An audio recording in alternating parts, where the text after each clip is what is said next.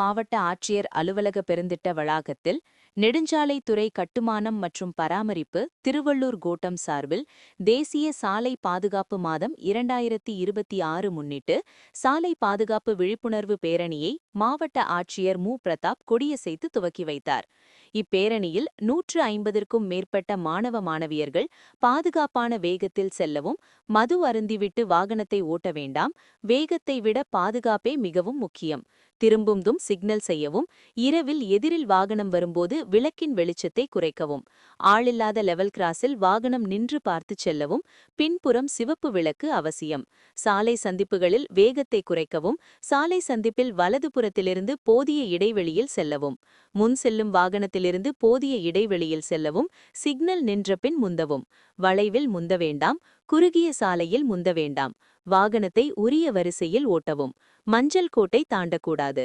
Cellphone பேசிக்கொண்டு வாகனம் ஓட்டாதீர் போன்ற பதாகைகள் ஏந்தி பொதுமக்களுக்கு விழிப்புணர்வு ஏற்படுத்தும் வகையில் காமராஜர் சிலை வரை சென்று மீண்டும் திருவள்ளூர் மாவட்ட ஆட்சியர் வளாகம் வந்தடைந்தது. இதில் அரசு அலுவலர்கள், மாணவ மாணவியர்கள், ஆசிரியர்கள் உட்பட பலர் கலந்து கொண்டனர்.